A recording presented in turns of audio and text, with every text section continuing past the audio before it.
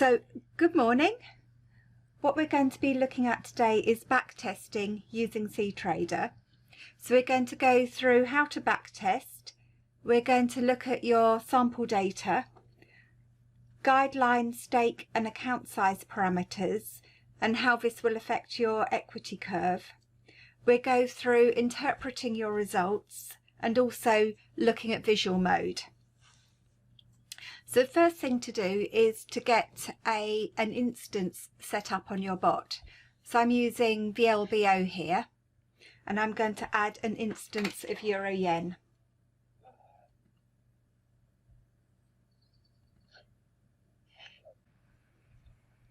Okay, so I've got my Euro Yen instance added, so I now need to set up the parameters I'm going to use. So I'll leave it as instance 1. The instance is there, so if you are running 2 versions of Euro Yen, you can identify each one. I'm going to change my candle time to 10, my pips to 6. I'm going to use a basic quantity of 0.1. When you're backtesting, it's important to use standard quantities here and also on the backtest parameters that I'll show you in a minute, so that your results are comparable. Otherwise, if you use different lot sizes and different starting balances, then it makes it a lot harder to compare your finished results. I'm going to leave buy trade set to yes, and I'm going to set my stop to 25 and my limit to 41. I'll leave my sell trade set to yes, and again make my stop 76 and my limit 74. And you can see here I've got a trailing stop section. This is something we've been testing at the moment and will be released shortly to everybody, but I'll leave that switched off for this. So that's my actual bot parameters set up. So to give me a bit more screen space, I can now click on my little 3 lines here to hide that left-hand section, because we won't need that again for a little while. I then click on my backtesting tab, and we're going to set up our backtesting parameters using this little cog here. So my starting capital I'm going to set to 1,000. The commission I'm going to leave set to 30, which I believe is the commission that IC markets charge on Euro Yen. And then this section here, the data, is very important, and we're going to change this to using tick data from the server. The difference between using tick data and M1 data is that on the M1 bar data, it only uses the close price. So if during the bar the candle spikes up or down and maybe triggers an order or hits a stop or a limit, you wouldn't know that on M1 bar data, but tick data will tell you that. And it will also use the actual spread that IC markets would have given you at the time, so you can see how that will affect your backtest data as well.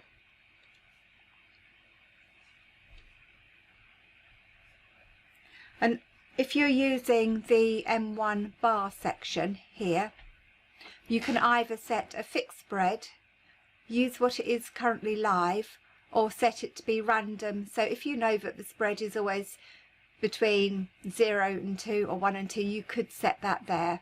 But the most accurate method for backtesting is to use tick data.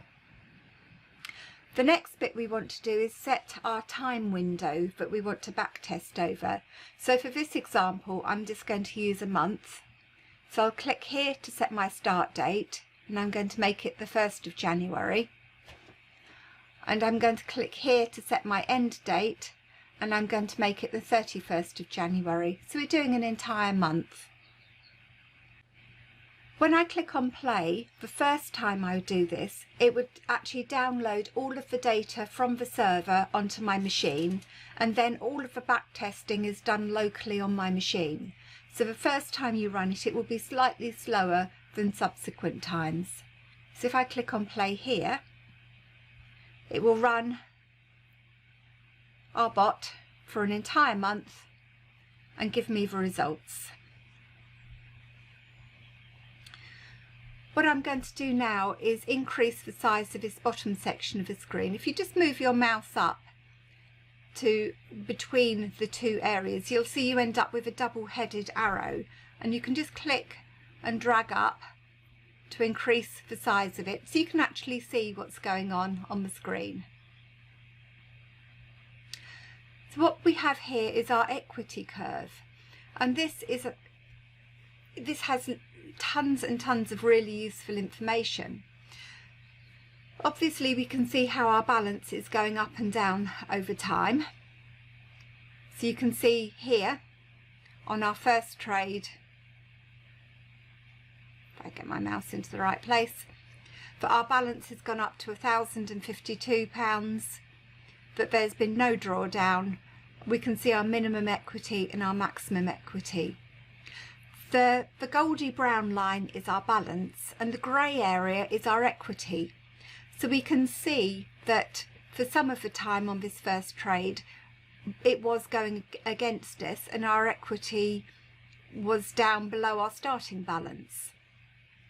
This becomes more important as time goes on, and if we look at this area here, you can see this is an expanding grey area, and this shows that we have potentially got multiple open trades, but because the grey equity area is above our balance line, it shows that these trades were in profit at this point. The other thing it can do is show us our drawdown. So if we look here, when we've had one losing trade, it's showing our equity drawdown as 1.51% and our balance drawdown is 1.54. If we go to the next one down, our balance drawdown is now up at 3% and our equity drawdown is 9.12. And this drawdown figure is based on the balance at your last winning trade compared to where you are at that point. So it's not drawdown from your starting balance, it's drawdown from the balance at your last winning trade. The next section to look at are our trade statistics. So this gives us our net profit, and not just for all the trades together, but it splits it out between long trades and short trades. So you can see here that our short trades are far more profitable than our long trades. Again, we've got our balance drawdown and our maximum equity drawdown, and ideally you want to keep the balance drawdown below 10%. We have our total trades, and again this is split out between long trades and short trades, and our number of winning trades split between long and short, and our maximum consecutive winning trades. So you can see here the most winning trades we had at any one time was 6 in a row. So if you're running this strategy live and you've had 6 winning trades in a row, there is a fair bet that you're coming up to having a losing trade. We also have our number of losing trades and our maximum consecutive losing trades. This is a very important section to watch, because as you're running this, and if you're running it live, you can see when your strategy starts to go off and when you may need to re-optimize it. Because if we know our maximum number of consecutive losing trades is 2, and we then have 3 in a row, that is a bit of a red flag warning that something has changed. And if we go to 4 in a row, I would definitely stop this bot running and start to investigate what has changed. Whether it's market conditions, whether I need to re-optimize, but something has changed that means perhaps the numbers I'm running aren't valid anymore or won't be as profitable anymore. Yet Phil's also pointing out to me that the difference between long and short on the consecutive losing trades. So we've had 5 consecutive long trades losing, and then only 1 short trade at a time loses. So out of every, well, it took 6 losing trades in total for long. 5 of those were all in a row. So for each long trade it took, we had 5 of them lose in a row. So perhaps with this strategy we would want to turn off long trades and only take short trades. We can also see here we made far more money on our short trades than our long trades. If we look at the history, we have a list of every single trade, and if we click on the trade, it takes us to that point on our chart. And these numbers here tie up with these numbers along the bottom here. So trade number 1 here is trade number 1 here. So if you're looking at your equity chart and you think, oh, I wonder what happened around this section, we can see, okay, this was trade number 9. We can go to our history, find trade number 9, click on it, and it takes us to that point on the chart. And the way that cTrader works, you can see all of your open trades, or see what was open historically. I'm just going to shrink this down a second so we can see a bit more of our chart. So if you look at the right hand side here, you can see by these lines that we've now got multiple open trades, and this will have an effect on your equity as you go along. Okay, all of these trades were positive and hit target, but at one point we would have had 4 trades open, all on the same currency pair, all in the same direction. We also have the events tab here. Let me just expand this so we can see it properly. And this tells us everything that the bot has done. So here you can see it's created its 2 orders, that one of them was filled, so it triggered the order, it then cancelled the other order, and then it hit profit for that particular order. This is very, very useful, this events section, if we're trying to work out what has gone wrong. So if you have a problem, we may very well ask you to take a copy of this and send it through to us so we can see exactly what has happened. And this ties up with the log section here. So if I go right down to the very, very, very, very bottom, we can see that backtesting started, and these are various bits that we write into the log through code, including the version number, the fact it's opened the orders, and it gives us the order number, and these numbers here tie up with this information here. So it means that if there is an issue or if you've had a problem, I can go through it and work out exactly what's happened. You'll notice here we've got a lot of other information written in here, that how much your position was in profit by at the close of each candle. This is something I'm currently working on to try and minimise the losing trades.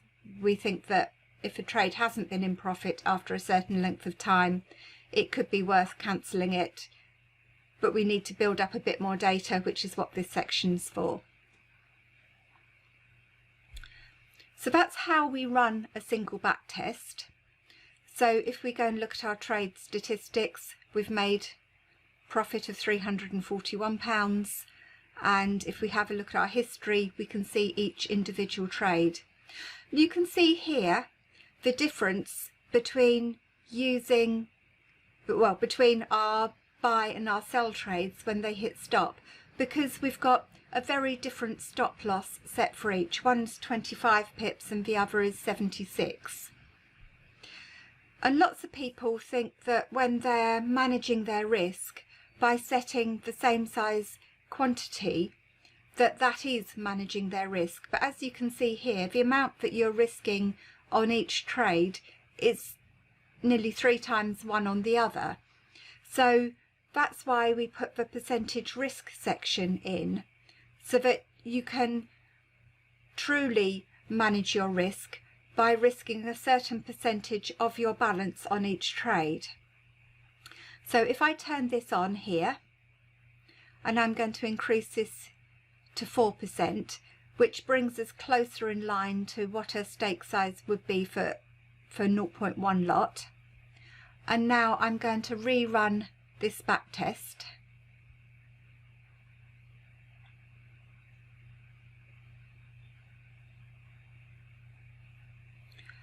You can see on these two trades here that it has more or less evened out the actual amount of money that you've lost. And when you look at your volume you're trading here, you can see that the stake size has been adjusted to take into account the different stops. So somebody's asking, is there a way to run multiple pair back tests? Yes, there is in code, but it's not easily available to run at the same time at the moment unless we actually code it. What you can do is run one, record your results, and then add another instance and run a back test on that as well. So we've got our two different stake sizes here, and you can see as we scroll down that our stake size is increasing as our balance is going up. So what this is doing, it's making sure that for each trade we are risking 4% of our balance.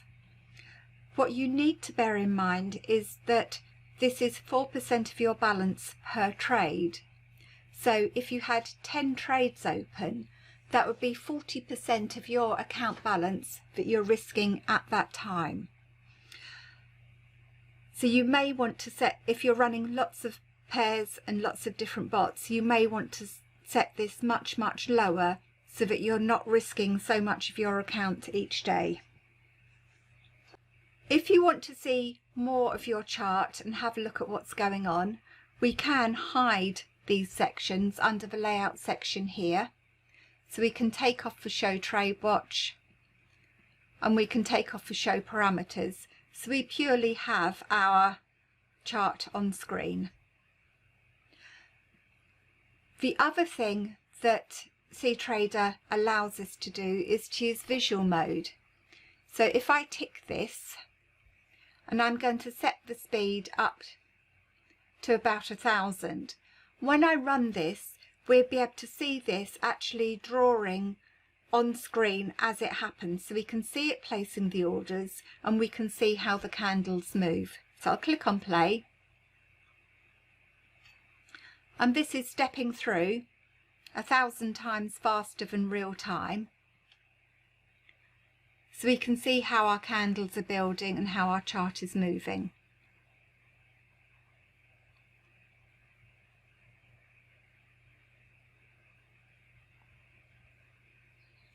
So in a minute we should see the orders appear on screen.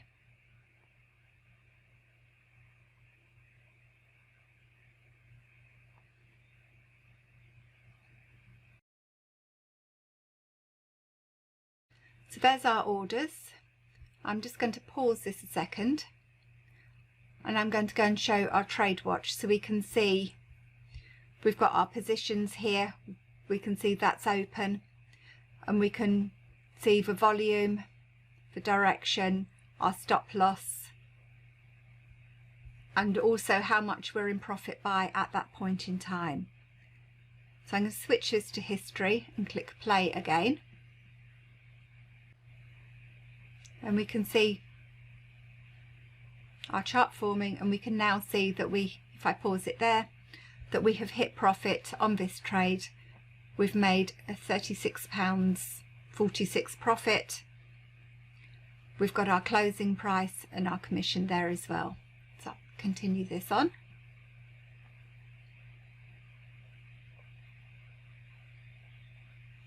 And we just let this run for another day.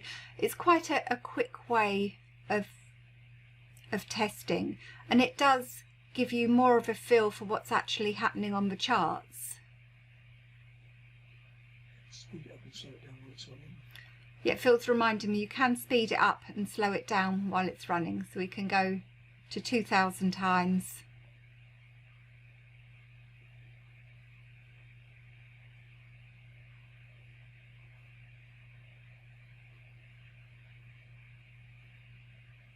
So we've got our orders on the system.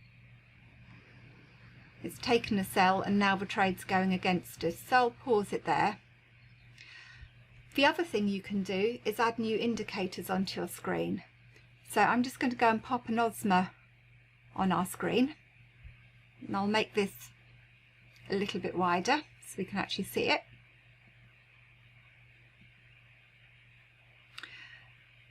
So we can now see here that we have potentially got lower lows over higher lows. So this is potentially bullish divergence on this trade.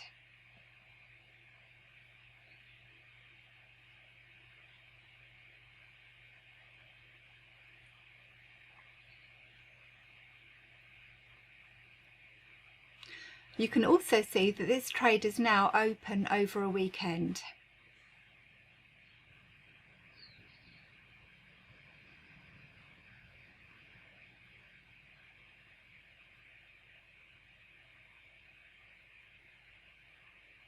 And that goes and it hits our stop.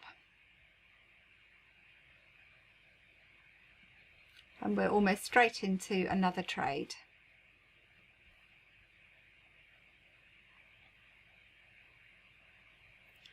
So I'll pause that there again. So you could add other indicators and see if you can spot patterns when it's trading. So you can stop it here and think, okay, I'm in this trade, I'm up, it's very nearly hit target, it's close to the end of the day, what would I do? Would I leave it running, or would I lock in? Would I perhaps set a trailing stop? You can make all of those decisions without knowing necessarily what's going to happen next. So that one you can see is so close to target. I think it's just the spread that's keeping us out.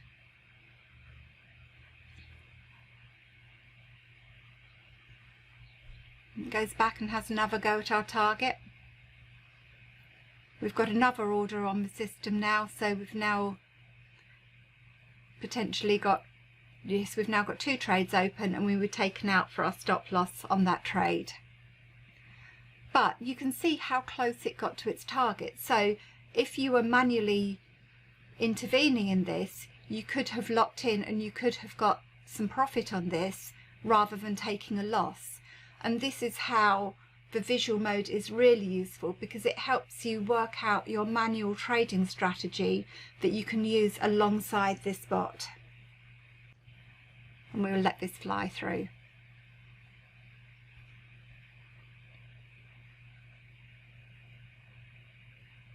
And if you look at the screen here, you can see how many orders you've got open, how many positions.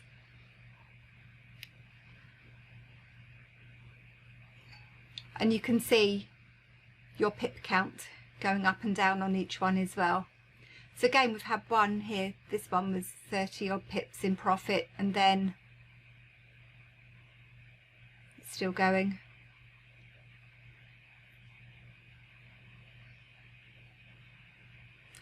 So you can see how we had 4 trades open at once there. We've left with 3, we've got back to 4.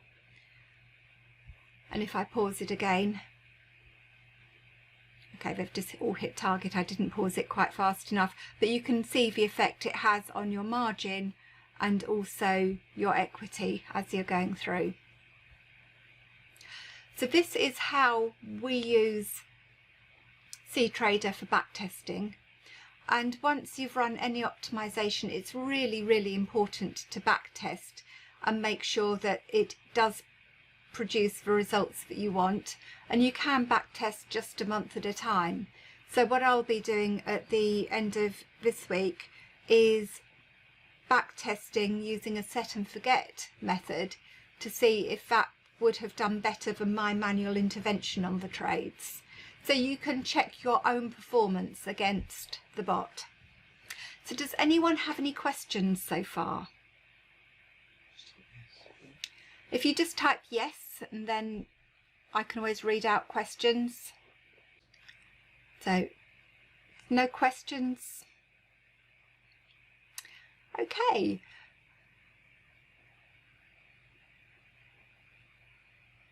So on the optimization, what does the step do? We will be going through the optimization in a separate video. We do have an optimization part 1 video on YouTube already where we cover what the step does. If I explain very quickly on the optimization, that's how much it changes the parameter by each time. So for example, if you were testing a parameter between 0 and 10 and you had a step of 1, it would test it at 0, 1, 2, 3, 4, 5, 6.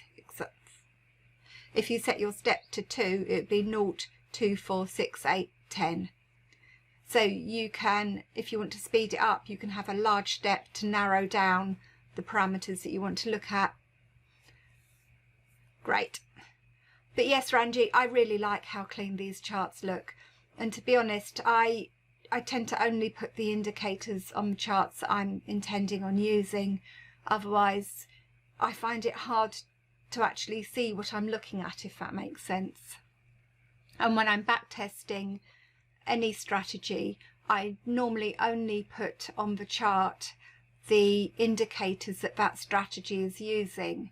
And on London Breakout, it actually doesn't use any technical indicators whatsoever. So at the moment, we're going through looking at what we can add that will be a benefit, because there's no point just throwing in 17 gazillion indicators if they're not going to benefit the strategy. So that's one thing we're working on at the moment. So as you're going through and trading and back testing, if you spot anything that you think, okay, on every losing trade, I also noticed this, then please let us know. And that's something we can then code for and see quite easily, has that been the case over the last 6 months or 12 months, or is it just the last week? So any feedback like that is really appreciated and really helpful. So if there are no other questions at the moment, we'll wrap it up here this morning. Phil will then work his magic on the recording. Yeah, Phil's reminding me to talk to the microphone and the screen at the same time, which I do sometimes forget when I can't see anyone in front of me. We do have a new bot that we are planning on releasing this week called Mix and Match bot.